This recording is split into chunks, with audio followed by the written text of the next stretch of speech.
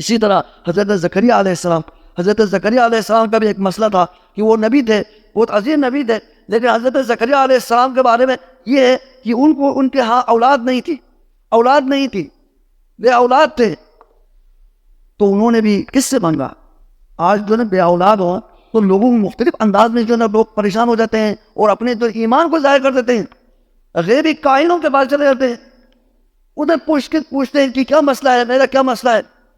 جو جتنے بھی جو لوگ آج جو اس طرح کے انہوں نے بازار گرم کیا ہوا ہے اور انہوں نے غیر اللہ کے پجاری کی طرف لوگوں کو لگایا ہوا ہے، اور وہاں جو ہے انہوں نے فیکٹری بنائی ہوئی ہے اور انہوں نے وہ دنیا کمانے کا انہوں نے ذریعہ بنایا ہوا ہے، ہر گلی کے اندر استخارہ کرنے والے، کہانت کرنے والے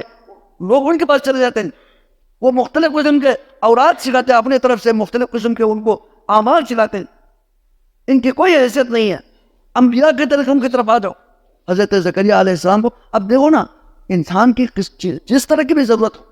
جس طرح کی انسان کی ضرورت ہو، انبیاء کرام کو اسی طرح کی ضرورت پیش آئی، اس طرح کے حاجات پیش آئی۔ دیکھو نا، دشمن سے ڈرنا، یہ بھی حضرت موسیٰ علیہ السلام ڈر گئے، اور فقر، حضرت موسیٰ علیہ السلام نے اسے فقر و فاقہ پہ اللہ سے دعا کی۔ اسی طرح دیکھو پریشانی، کوئی بہت زیادہ پریشان ہو، حضرت یونس علیہ السلام کی پریشانی سے بڑھ کر اور پریشانی کیا ہے؟ اور اسی طرح بیمار ہونا، حضرت ایوب علیہ السلام بیمار ہو گئے، اللہ سے مانگے۔ ہر قسم کی پریشانی جو آج ہمیں ہو رہی ہے، تب قیامت تک لوگوں کو پریشانیاں ہوں گی، وہ سارے کے سارے پریشانیاں نبیوں کو بھی پریشانی ہوئی ہے،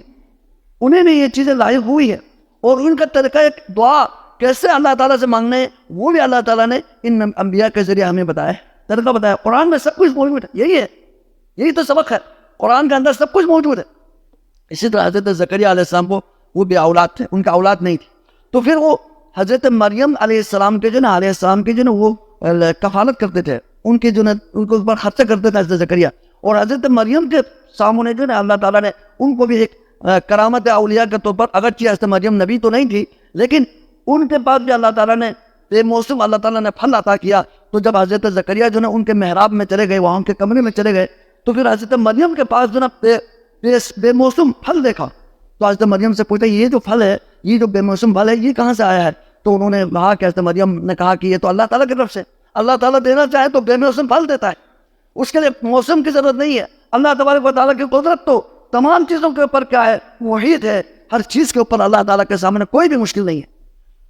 تو پھر ان کو بھی یاد آیا کہ اگر آپ کو اللہ تعالیٰ بے موسم پھل دے سکتے ہیں، رزق دے سکتے ہیں، تو پھر یہ تو رزق تو آپ کے پاس پھل ہے، ہمارے پاس باہر کوئی مارکیٹ میں نہیں ہے، کوئی کسی کے باغ میں نہیں ہے، کسی کے زمین میں نہیں ہے، یہ کہاں سے آ گیا؟ تو حضرت مریم نے بھی کہا کہ اللہ تعالیٰ کی طرف سے، اللہ تعالیٰ دینا چاہے یرزق من یشاء بغیر حساب، جس کو بھی چاہے بغیر حساب و کتاب کے اللہ تعالیٰ عطا کرتے ہیں، اللہ کی طرف سے۔ تو ان کو بھی حضرت زکریا پہلے بھی اللہ کے نبی تھے، وہاں ایک غیبی اللہ تعالیٰ کی طرف سے رزق کو دیکھ کر ان کو بھی ایک یقین آ گیا، پھر انہوں نے کہا کہ میرے میں جو مسئلہ ہے، مجھے بھی، میں تو اب بوڑھا ہو چکا ہوں، میرے بیوی بانٹ ہو چکی ہے، اب ان سے ہم سے اولاد ہونے کی توقع تو بظاہر اسباب نہیں ہے،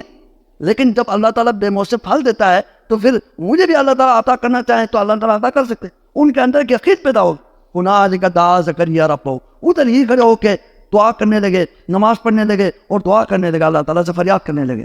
اور کہنے لگے ربی لا تذرنی فردا، اے میرے پروردگار مجھے اکیلا نہیں چھوڑنا، میرے کوئی وارث ہو، وانت خیر الوارثین، آپ تو بہترین جو ہے نا وارث دینے والے آپ ہیں، آپ سے بڑھ کر کوئی اولاد دینے والے کوئی نہیں ہے، آپ ہی مجھے عطا کیجئے، جس طرح مریم کو بے موسم پھل دیا ہے مجھے بے موسم اولاد دیں، میرے بظاہر میرے کوئی اندر کوئی سبب تو نہیں ہے، میں تو بوڑھا ہو چکا ہوں، میری بیوی بھی بوڑھی ہو چکی ہے، اب ہمارے پاس تو ظاہر کوئی سبب نہیں ہے، لیکن اگر آپ دینا چاہیں، آپ مریم کو بے موسم پھل دیا ہے تو مجھے بھی عطا کیجئے۔ ادھر ان کے اندر یقین پیدا ہوا اور انہوں نے دعا کی وانت خیر الوارثین، تو اللہ تبارک و تعالیٰ نے ادھر ہی زکریا کو ان کی دعائیں ختم نہیں ہوئی، اللہ تبارک و تعالیٰ نے وہی کے ذریعے ان کو بتا دیا کہ وہ وہبنا لہ یحییٰ، اور ہم نے ان کو یحییٰ علیہ السلام دے دیا، ان کے لیے بتا دیا کہ ہم آپ کو ایک بیٹا ہم دے رہے ہیں، اس کا نام بھی تجویز کر دی، اس کا نام یحییٰ ہوگا اور وہ اللہ کے پیغمبر ہو،